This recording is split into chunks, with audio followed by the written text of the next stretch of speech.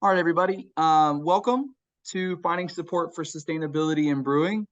Today, we're going to cover a pretty wide range of topics, just kind of expanding that idea of like what support looks like, what unexpected areas we can find it in, what's available in the financial sector, and what's available kind of in the academic sector, and just kind of unexpected places where you may find a little bit of help for projects that you wouldn't ordinarily expect. Um, my name is Justin Nolan. I work for the UNC Environmental Finance Center. Many of you know me because I've worked with you or plan to work with you in the future. Accompanying me today is also Dano Ferons of Mad Mole Brewing in Wilmington, North Carolina. He will be presenting a little bit later. Just to give you a little bit of a heads up about our organization, we are a larger organization. We typically work with water utilities across all of North Carolina. The last year, we've gotten involved in specifically the P2 program.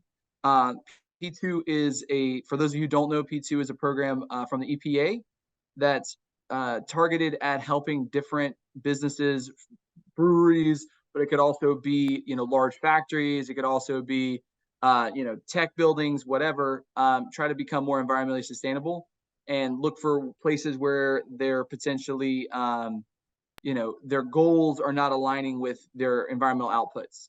Our organization is new to this work, but we're trying to get a good handle on our relationship with the breweries of North Carolina. Our P2 is entirely focused on breweries and sustainability.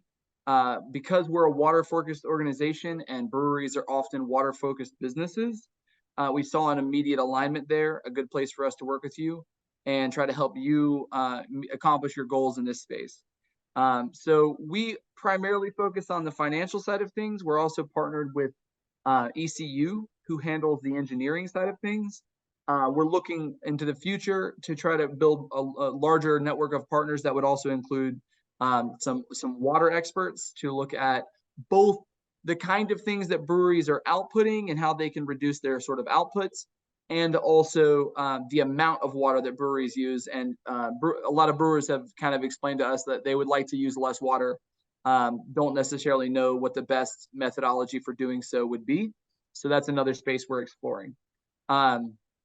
Ultimately, our goal here is to just kind of improve North Carolina's state environmentally, both in terms of electricity efficiency, but also in terms of like water usage and water output.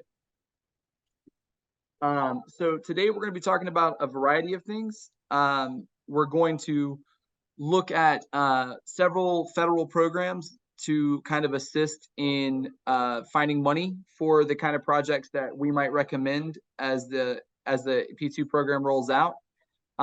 We will also look at some other grants for kind of bigger picture projects in stormwater, in runoff, in sort of your relationship with the water systems that are nearby wherever it is your brewery is. And then Dano's going to speak on his personal experience with Mad Mole and what they've accomplished. And then finally, we're going to open the floor up for some Q&A at the end. Okay, so first I wanted to address why we decided to focus on this idea of unexpected support or financial support for environmental ideas.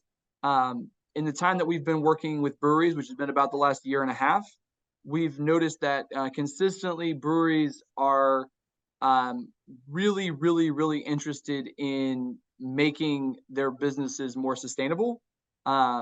Across North Carolina, breweries have continued to be some of the trendsetters and people on the forefront of kind of the environmental movement. You guys shape the way a lot of businesses look at their relationship with the environment. But in many situations, you don't always know where the money could come from if you're looking for some big picture ideas. You don't always know, where your inefficiencies are. And it seemed like there was a lot of room in this space to potentially really do some good.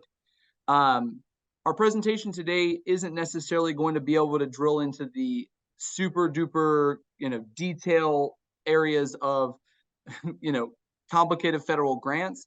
My goal is more to just kind of put this information in front of you and then open the door for a conversation. So, if you're interested in one of these grants, or if you're interested in just, you have a sustainability project you want to accomplish and you're not exactly sure where you might be able to find money for it, at the end of this presentation, you'll have some ideas, you'll have my contact information, and you'll hear from Dano. And hopefully the combination of those things, we can find you some support to kind of make moves on any environmental idea you might have. So first, we're going to start with the USDA REAP grant. The REAP grant is all about rural infrastructure. I know that some of you guys breweries are not in rural areas, but in some cases you expand into rural areas. And overall, I would say of the breweries we've worked with, about half of them have existed in this space. And this is an enormous opportunity financially. There's a lot of money available in REAP. For kind of a combination rural development and environmental sustainability.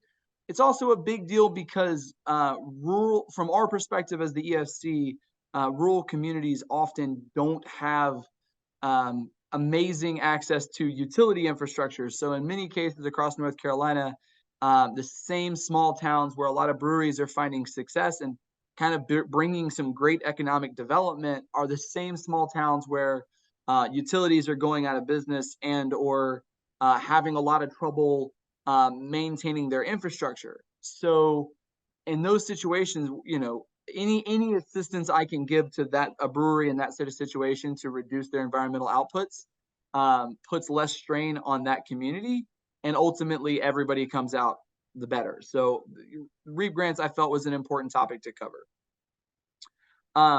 So first of all, what is a REAP grant? REAP specifically provides a combination of loan financing and grant funding to both agricultural producers and rural small businesses. So rural small businesses is obviously the part of this that you guys care about. Though I would also say that, having attended the NC Beer Conference this year, potentially REAP could be a place where some of our hop growers could look in the long term. So this is not just a lot of the funding you'll see federally is specifically aimed at solar. One of the things that's really cool about REAP is that it is for literally any renewable energy system or energy efficiency improvement. So you can use it to get to go solar, but you can also use REAP to improve your installation, fundamentally overhaul your processes, maybe replace the refrigerator that you think, the refrigeration system's wildly inefficient or having a lot of issues.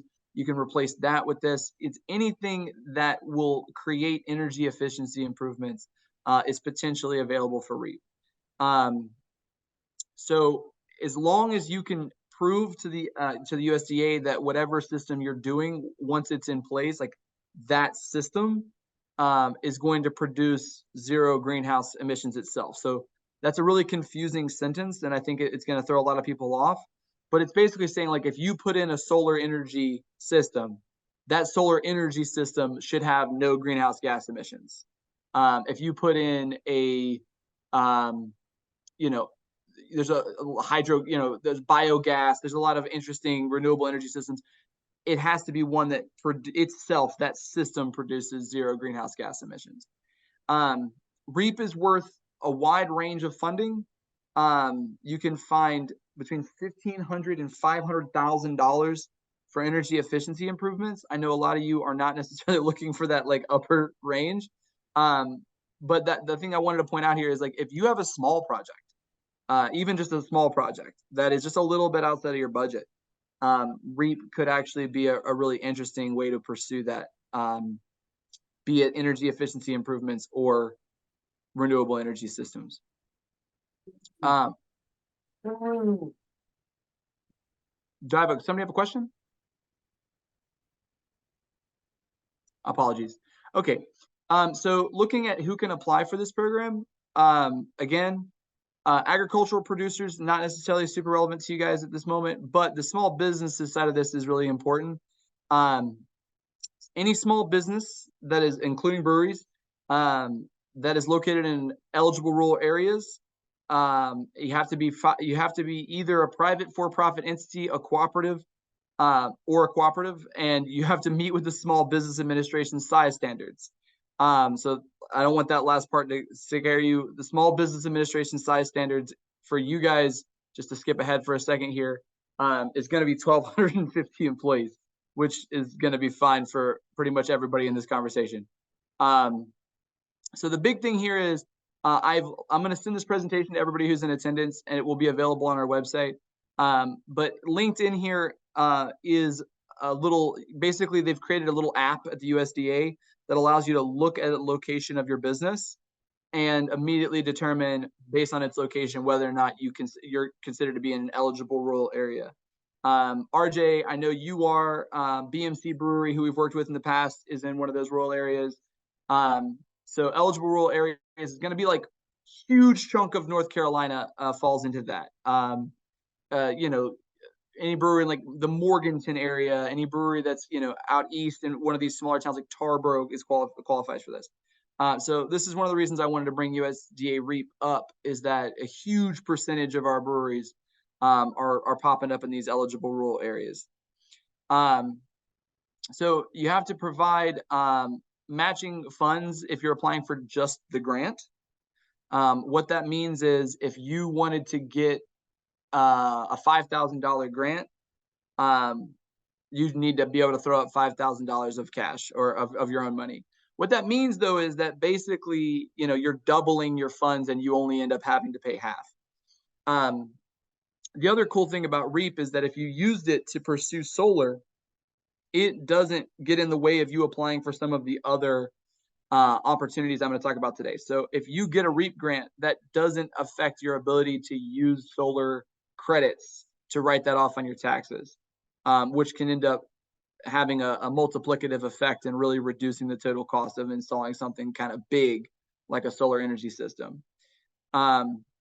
So again, the 50% federal grant share, it requires one of these three things to be met. It needs to be a renewable energy system that, like I said, produces zero greenhouse gas emissions at the project level. That means the actual system you put in, not your entire brewery.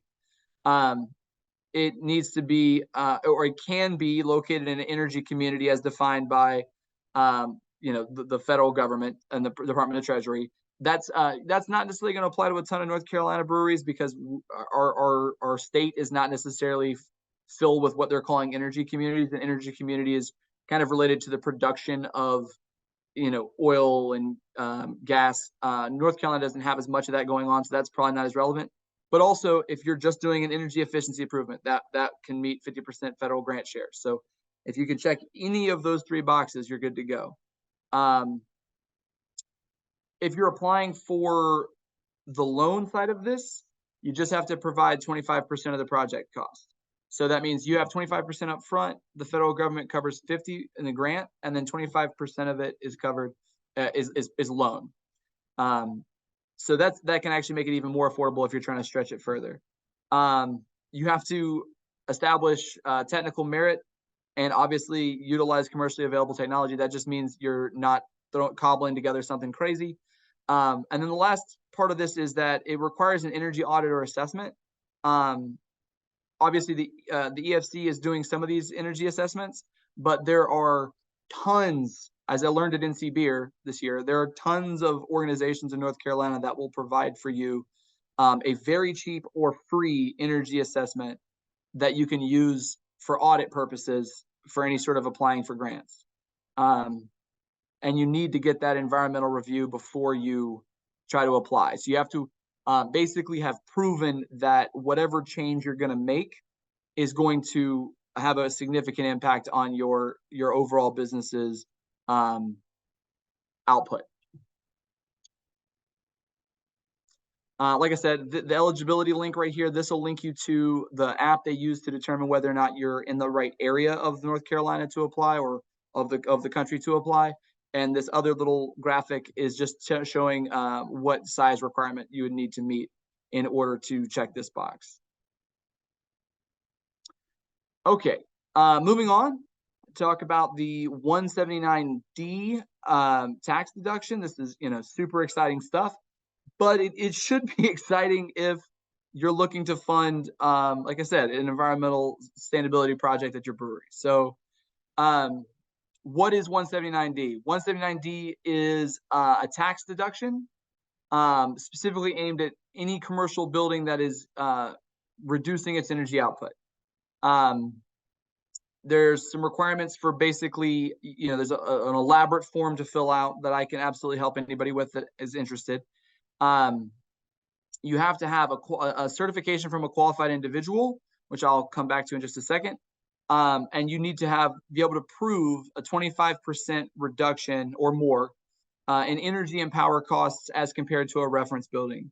That's a really fancy way of saying that, like, the IRS has invented a theoretical, like a hypothetical building that is like a standard vanilla building, and you need to have reduced your stuff 25% compared to that sort of reference building.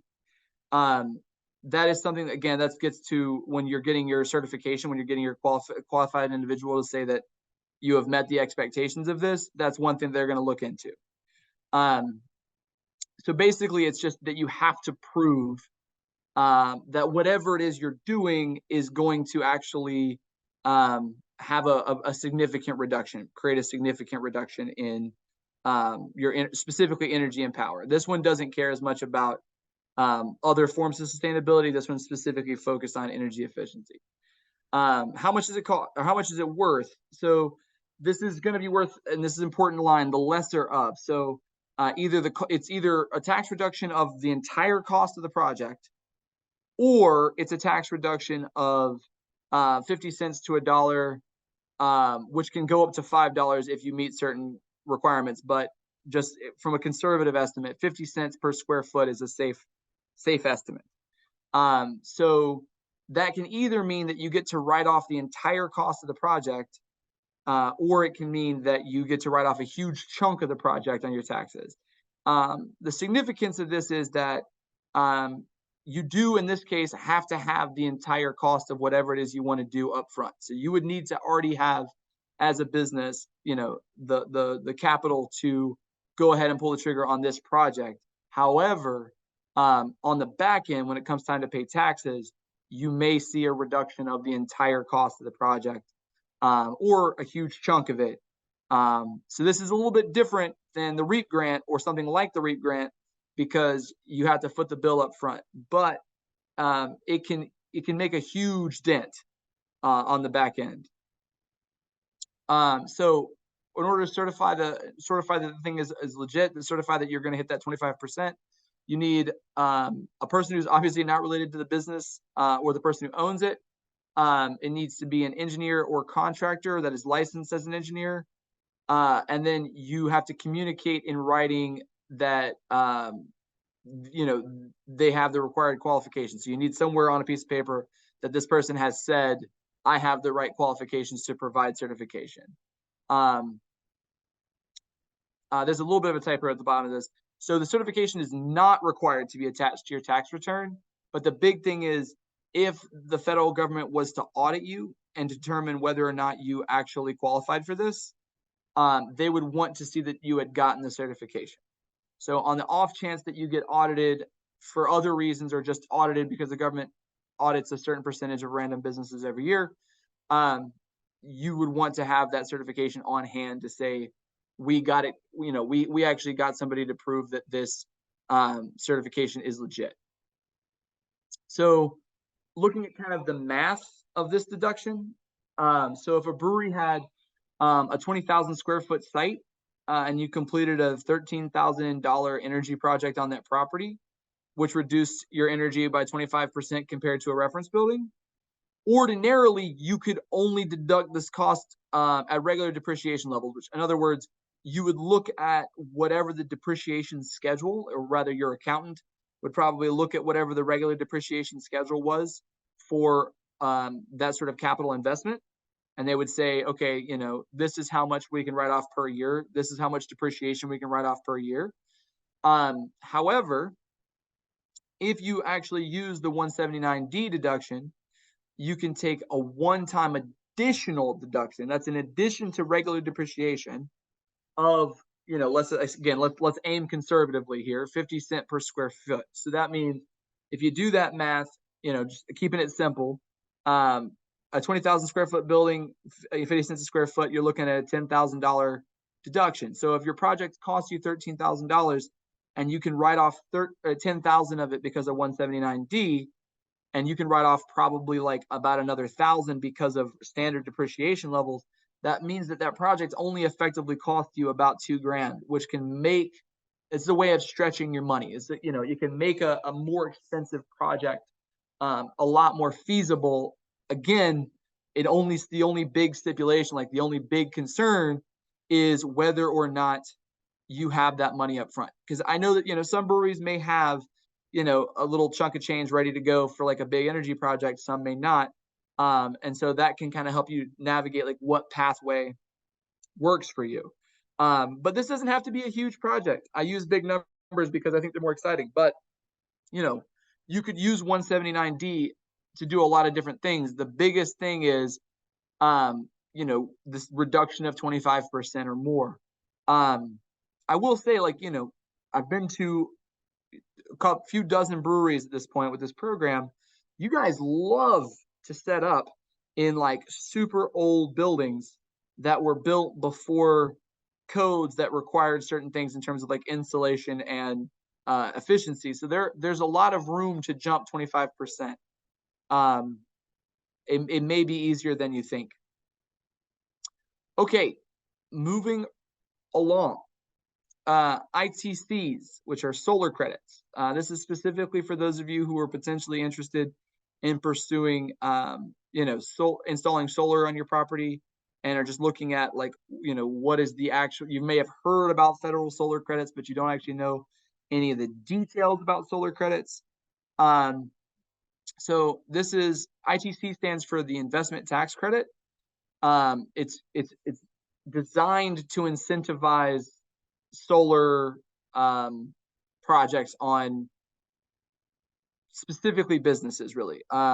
There are different tax credits for like homeowners, and this one specifically aims kind of at big corporations, or in your case, small, tiny corporations that are looking to do renewable energy stuff.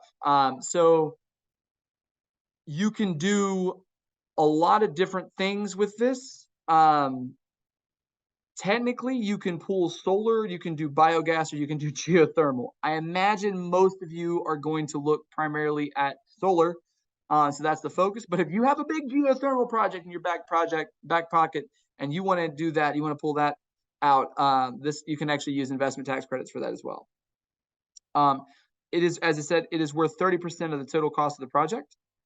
So this is basically just as simple as when you complete a solar project, a big solar project, you can apply for tax credits that will basically count for whatever 30% of your project is. So again, simple math, if you spent 15,000, let's be more realistic. A lot of the times when we're quoting solar to a brewery, it's more like 24,000. So, that could be worth as much as like $8,000 on that, which again, doesn't make it free. It doesn't make installing solar free. It makes installing solar significantly less expensive. And if you combine these investment tax credits with some of these other opportunities that I've mentioned so far, you can get that cost pretty low. And that's kind of what I want you guys to be thinking about. Like, REAP doesn't interfere with your ability to apply to investment tax credits. 179D does not affect your ability to apply to solar tax credits. So in some cases, it can be about combining these opportunities, combining these particular incentives and grants and loans, low interest loans, and all that together can sometimes be like the best path to accomplishing one of these larger projects. And that's not to say, like, most energy audits are going to also tell you that, if you install solar, you're going to spend less money on electricity. So in the long run, you're going to save all of the money that you spent, to put in that solar. But I know that's like, that's a nasty pill to swallow. It's ridiculous for a person to say, all your small business needs to do is spend $25,000, and over the course of 11 years, that'll pay for itself. So what I just want you all to start thinking about is just, there are other things going on that can really get that number way lower to be more swallowable, be more manageable. And then over time, it will still pay for itself. It's really just about reducing that payback period, reducing the amount of years it takes before the project is effectively paid for itself. Those of you who are going through the P2 process with us will or have already received, a final report, which will break down on some level, like what the payback period for solar would be without any sort of tax incentive and without any sort of cost reduction. And in those situations, think about these in relevance to that. So, if we did a final report for you that said solar is going to be 21 grand, we estimate about $21,000. But then I'm telling you, you can get 7,000 of it taken care of with ITC. And if you're in a rural environment, you could get half of it paid for with REAP. Then that number comes, closer to maybe just like $5,000, $10,000. And that might be a lot more doable. Okay. Running out of time here a little bit, but just wanted to hit on a couple of other small business opportunities. A lot of these are from North Carolina. Again, trying to mix that rural breweries and the non-rural breweries stuff going on. So for your rural breweries, the North Carolina Rural Economic Development area. So because you guys are providing, important rural economic development, there's a lot of stuff that North Carolina is trying to do to help you. And this also applies for, I know, I'm not going to name names, but a couple breweries here have many, many locations, and they're kind of always looking to expand. Maybe if you're looking for an opportunity to expand into a rural context and you don't already exist there, the rural business building reuse program may be an opportunity to find additional funding to renovate, vacant buildings that exist in small towns, simultaneously making it cheaper for you to expand potentially into a location you were already interested in, and also provide rural economic development at the same time, which is super cool. And then the Rural Infrastructure Authority has some stuff going on in terms of just water and sewer projects, anything that is going to kind of create business expansion in those rural environments. There may be some money there as well. The last thing I want to touch on, something that Dano is also going to touch on, are 319 grants. So 319 is straight from the EPA. This is functioning through the Clean Water Act. I bring these up at the end primarily because there isn't so much of an obvious business case for 319 grants. 319 grants kind of get into your position as a community member, your position as a part of a larger part of an ecosystem.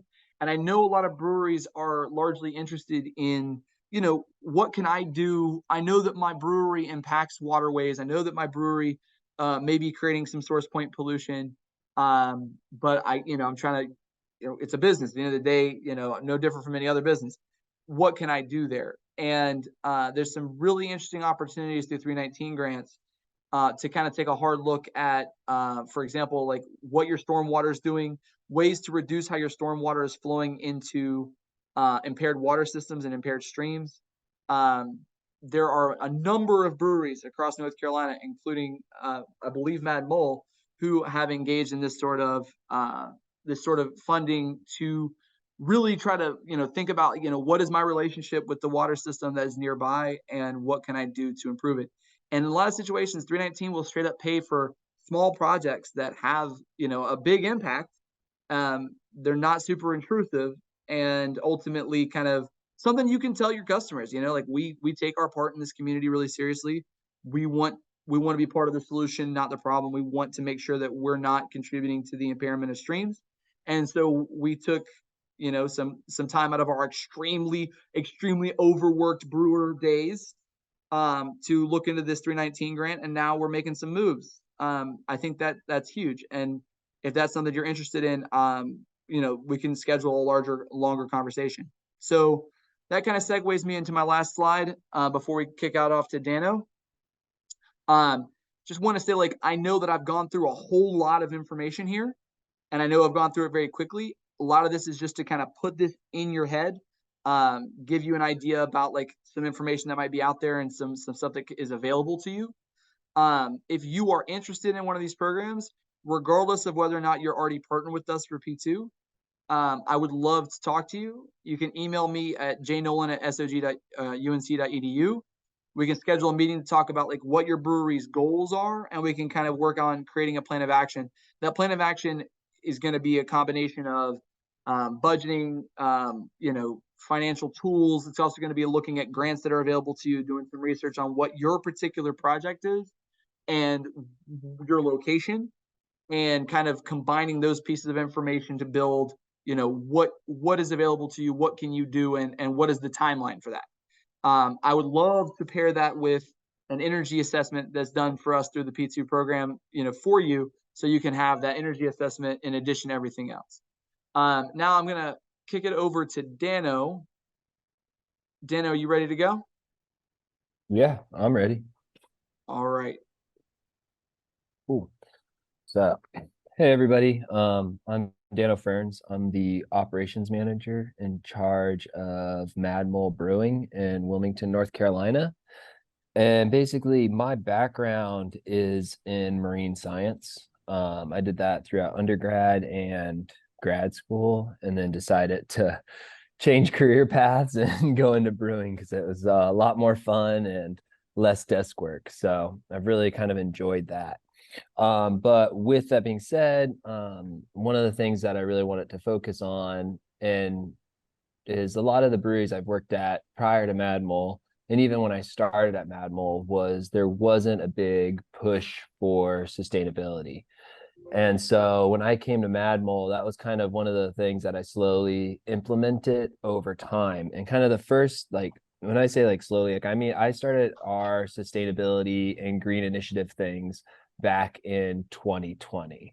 So one of the first kind of things I looked at was every day, every Monday or Friday, the old head brewer would hose down the entire brewery and wash everything into the drain, which is great. But one of the things that just to cut down on a little bit of water usage is we still foam and clean the outsides of our tanks, but every Monday morning after we've had a weekend where everything kind of dries out, we'll come in and sweep and just sweep up all the hops and anything that's like on the ground. And that just, it's not a lot, but every week it's just one less use of our water. But kind of that was the extent of what I was able to kind of do within the brewery. But really what it is finding kind of local partners. So the first kind of step we took was looking at the trub, and instead of sending trub down the sewage to our sewage drain, we ended up trying to divert it. And I got in touch with a local gardening group. And at the time, we were only producing like 200 barrels or like 300 barrels of beer a year. So all that trub, instead of sending it down our drain and our sewage, I was able to kind of direct it towards this gardening group who built their own compost. From there, I linked up with Airlie Gardens, which is a local county botanical garden, and showed them the success of the trub being added to the compost of local gardeners and how much that improved the soil. And then they started to allow me to dump the trub with them, and they started building their soil. But as our brewery expanded, we basically expanded beyond what they were capable of taking. And that's where we began our like working with a local compost company, so Wilmington Compost. And so it's that whole process was just kind of trying to find people that would help. And each person that I talked to was like, oh, I know, like the one of the people in the garden club volunteered at Airlie Gardens. So she got me in touch with the grounds manager of Airlie Gardens. So then I talked to him about that. And then he's the one that directed me to Wilmington Compost Company. So there's a bunch of people in the local community that know each other. And it's just kind of finding those people and just pulling that thread to find where things get more sustainable. The biggest thing for us at Mad Mole, though, was we started an internship program. So I used to work as a lecturer at Coastal Carolina University in South Carolina. And from that experience, like a lot of universities, colleges require their students to either do a research project or an internship. And so in building those relationships, I reached out to the environmental science department at UNCW and just basically told them, like, I have these ideas of how to improve our sustainability. I just have zero time to execute it. Is this something that you think students would be interested in an internship?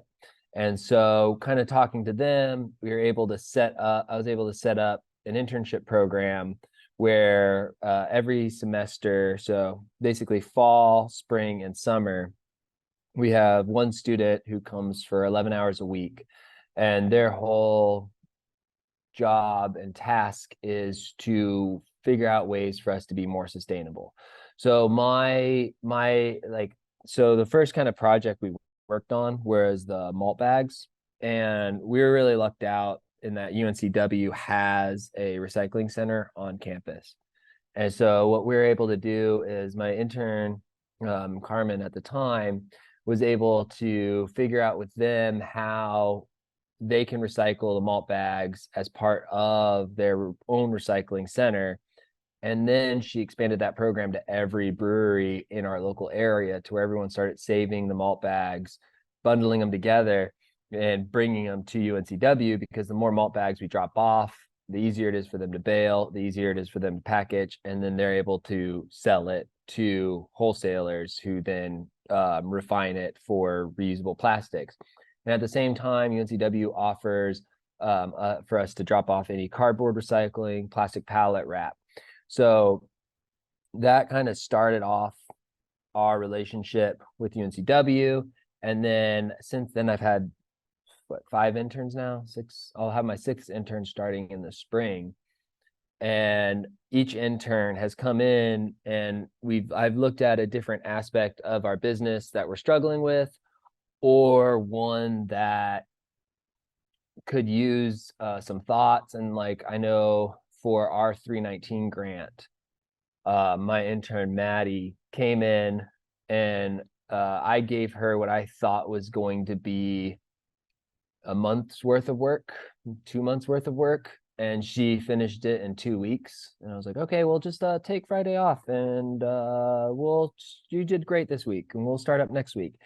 And so over the weekend, I began to do a bunch of reading on what else there could be, and set her up with a couple different projects. And she really liked the stormwater aspect. And where the location is in the brewery, we are right next to Bradley Creek, which is an impacted tidal creek, and just heavily impacted by industry, and it's pretty polluted. So the city of Wilmington had a program called Heal Our Waterways. They still run it, and we were able to get in touch with them. And from that, we got in touch with the North Carolina Coastal Federation, who told us about the 319 grant. And we were able to apply through the North Carolina Coastal Federation for the 319 grant, and it's going to allow us to put permeable pavers into our parking lot, and at no cost to the brewery. So part of the grant, 319 grant, is it's a matching grant. So if the grant is $10,000, then as a brewery, we have to put up the same amount. So we'd have to put up $10,000. However, you're also able to claim outreach and education as part of your payment. And since as a brewery, we just have hundreds of people every week coming through, thousands of people, we're going to be building signage. We've already done some news outreach stories, and really pushing sustainability, talking like this, like that. All those things count towards a dollar value that we're able to put up as part of our side of the 319 grant. So it just kind of, and then every time I have a new intern, I have a list of contacts of people that we've worked with, And every time my new intern comes in, the first thing they do is reach out to everybody on that contact list, introduce themselves, tell them when they're starting. And then that way we can keep reaching back out to groups, and like Cape Fear River Watch comes back to us and we do a trash cleanup. We sponsor a trash cleanup with them every time we have an intern, and just kind of all of those things of touching base every semester, at the beginning of the semester, sometimes in the middle, sometimes at the end, really kind of helps bring anything and bring more information back. And then we also have people that will reach out to us about different projects or initiatives that they're thinking about, or hey, can we host our like trash cleanup crew at Madmol afterwards? Hey, are you guys free to sponsor this event?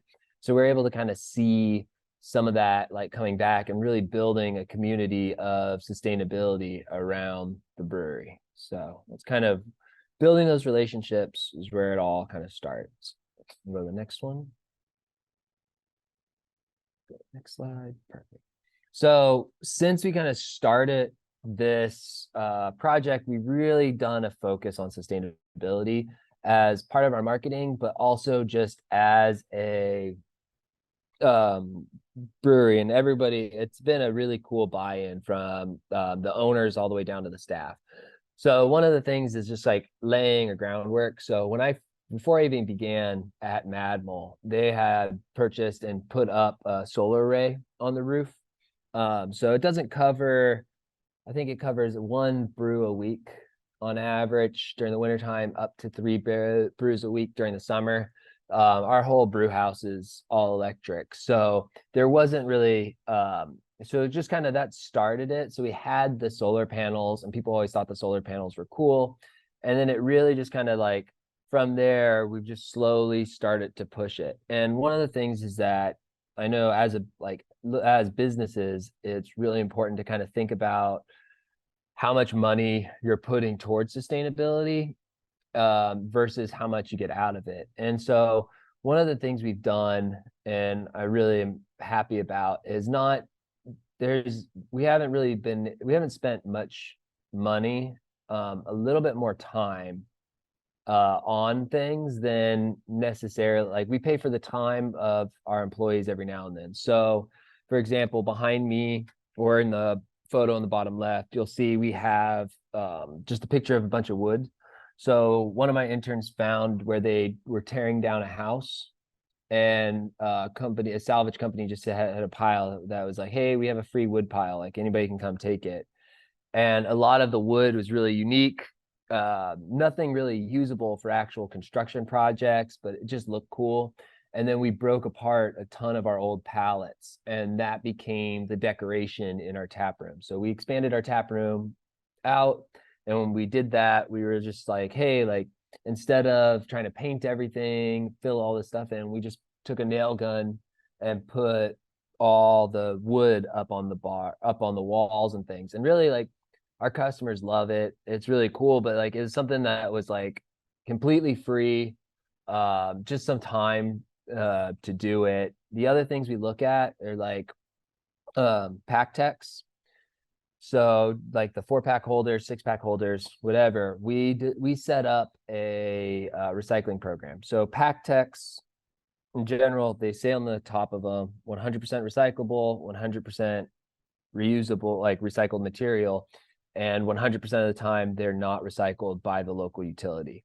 They're a weird shape. Sunoco is a huge recycling company in North Carolina, and their machines and their pickers don't pull them out to be recycled. It's all like a number 2 plastic. So like if you're looking at what's recyclable, we're really lucky with UNCW being here. But it's one of those things where like with UNCW here, we're able to recycle 1s, 2s, 5s, 4s, cardboard, batteries, like all sorts of different stuff. But when you look at like your bulk recycler, so like our recycling bin, if you throw a malt bag in that recycling bin, all it does is go to landfill. And a lot of the pack techs, you put them in a recycling bin, it's just going to go to landfill. So with our local area, we've reached out and set up this recycling program where we've gone to like a ton of businesses. We're going to be working more on restaurants now, like a lot of the grocery stores, bottle shops, our customer base, just people in general, where we collect them back from everybody. And then we just like, hey, bring them by the brewery, or our delivery driver is going to be out. Oh, he's making a delivery. He'll give them your pack text. And we bring them all back to the brewery. We wash them, we rinse them, we sanitize them, we let them dry out. And then the ones that are broken, uh, we divert into recycling and take them over to UNC-Chapel where we know for sure they're going to get recycled. And then the ones that are still good, we'll reuse, put them back up on 4-packs. So like that bottom right photo, you can see the pallet with all the different cans, all the different pallets. Pack techs. We only ever buy black pack techs, but we're able to put out, I think I buy 6 boxes of black pack techs every like 6 months. Just with the recycling program, we've been able, even with our increased output, we've been able to like save money on not purchasing pack techs because we're able to reuse them. And the same thing kind of goes with our cardboard boxes. When we make deliveries with cardboard boxes, our delivery driver and our sales reps will stock the shelves themselves, and then they bring the cardboard boxes back. And like, as long as the box isn't too beat up, like we'll reuse it again, and we'll get 3, 4, 5 uses out of a single cardboard box.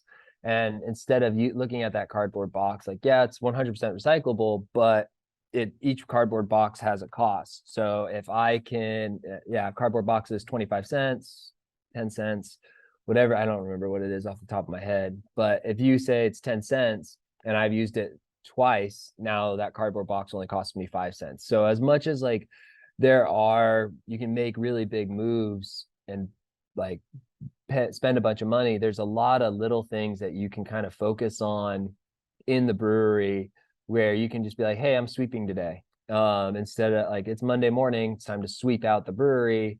And right there, boom, you've saved 20 gallons of water. And that 20 gallons of water, if you do that every Monday, that's 1,000 gallons of water. That's some money. So like, as much as like it's a pain in the butt and kind of just like another added task, like if you have somebody in the brewery like that's not doing a lot, like when our bartenders are really bored on like a Thursday morning shift, we'll go through and we'll have sorted a bunch of pack techs, and the ones with stickers, we'll just hand them a stack and be like, can you peel these stickers off? So it's just kind of little things where if somebody you can always find somebody that has a little bit of free time, and you're paying them for their time more so that they would just be standing around anyway. Now they're doing something that's also a little bit useful. And then like the other thing we're looking at is just kind of, I'm always trying to find new things, new ways to be sustainable, or new avenues of how we can like tweak our sustainability. And so like my next intern, just kind of one of the things we're looking at is how spent grain can be used in wastewater treatment, which is a little bit bigger than just our brewery. But in terms of like how efficient we run our brewery, I've gotten our brewery in terms of sustainability now, there's not much more that we can do unless we find, like, there's probably something we can do, we just haven't found it yet. And so the other nice thing for us with bringing on those interns is I always make them spend 2 days in the brewery where they're not working on their project, they're not following me, or like they just follow me or the other guys in the back around, and they look at, hey, how are you? We're doing our day by day. I want you to see what our day is, and whatever suggestions you have can't have that much of an impact on this. If it's 10 minutes a week, fine. If it's an hour a day, like, we're not going to do it. So it's really just kind of having them see, and then every now and then they're like, hey, have you thought about like moving that over there? Or just little things that make our day, it maybe makes our day easier. Maybe it brings in more sustainability. So it's just kind of finding the little things and listening to other people. But I think that's pretty much it. So. Well, thank you, Dano. That was fantastic. I want to just say, something to think about is, a lot of you guys have breweries in towns that have you know, educational centers and the situation that's going on in the situation that's going on in Wilmington is not like the recycling center is unique to Wilmington, but the need for like I'm a lecturer when I'm not working at the EFC, and I will tell you like our E3 program at Carolina is like many others in the state, constant looking for places to put students, constant looking for that sort of what Dano's getting at is that process mapping, letting students see how things are made and how things are done, and looking for efficiency opportunities. Like that sort of experience, on the job experience, is built into quite a few of these like environmental science engineering program type things that are going on at many universities, and they always need places to put students. So if you have the bandwidth for that, it can be a huge opportunity. With that said, we have about 8 minutes for any Q&A, any questions that you guys had on this topic for either myself or Dano. Can I put one other thing in real quick? Sorry, before I forget. Of course. For the interns, I typically spend, it's additional to my week, 3 to 6 hours. Even though they're there for 11, I really focus on them working individually and let them know that ahead of time. But the other thing I was going to say while I'm thinking about it is so we were able to find the model of UNCW and working with UNCW. There's another model that you can use for what do you call it? For sustainability. Basically, what UNCW has is a baler, and they are a Schedule 1 like conglomeration center. And basically, they pool everything and then they sell it to somebody else. June Shine, hard kombucha. They're based out of San Diego. You may have seen, they sell across the country. You may have seen their stuff. They have a baler that they brought into their own warehouse. The baler cost them, I think, $15,000 2 years ago. They have the storage space, and then they went to all the other breweries in San Diego and said, give us your stuff, aluminum cans, cardboard, the pallet wrap, and the malt bags. And then they bale it on site and sell it. And it's actually, they said they paid off the baler in 10 months, and they're now just turning pure profit. So it's just a second revenue stream for them. We don't have this position on site, but if you're near, like, I know Raleigh, Durham, the Triad, Winston-Salem, or even down in like Charlotte, all those places, like Asheville has, Sierra Nevada got a huge grant and was able to set up a recycling program out there. But all those places have a ton of breweries with no recycling. So if you're near one of those spots where it may be economical, and like the thing with the San Diego group is just like they tell everybody like, hey, drop your stuff off on Mondays. And so when people are out and about with their delivery drivers, the delivery drivers will just drive by and drop stuff off. So an idea out there for anybody who wants a different cash revenue stream. David, do you have something to ask? Yes, I was hoping to get some information on plastic reduction grant possibilities. So one thing I've looked at that I think would be a big benefit for us sustainability wise is to switch to the E6PR, the biodegradable can rings. You know, they've been tested now to the point that they're actually very durable through supply chains, and that would fully eliminate all the plastic from our canning operation, which would be, you know, a big benefit. The issue for us is there's an upfront cost on that, and then additional ongoing costs because they're going to be more expensive to use than any of the plastic rings that we use now. You know, some of that is affordable and absorbable by us to try to do the right thing, but the upfront cost is a bigger hump than we're going to be able to get over. So is there something geared towards that kind of plastic reduction? And I'm not in a rural zone. I already checked as far as the REAP that, you know, is like a targeted for plastic reduction in that way. Dan, do you want to jump in on this? Are you good? I don't know if there's any grants for that. Yeah. All right. So, Mr. Nelson, what I would say is, off the top of my head, I am unaware, but shoot me an email with that exact question. Okay. and I can devote a couple hours to it tomorrow. Okay.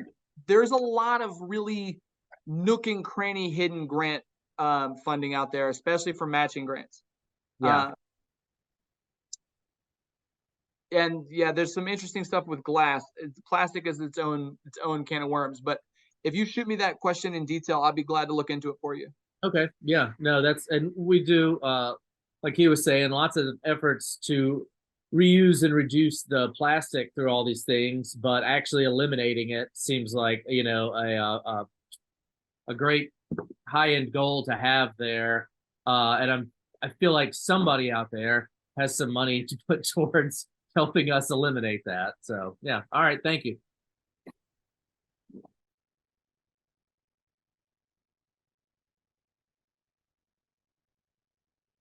Out of curiosity, David, what brewery are you with?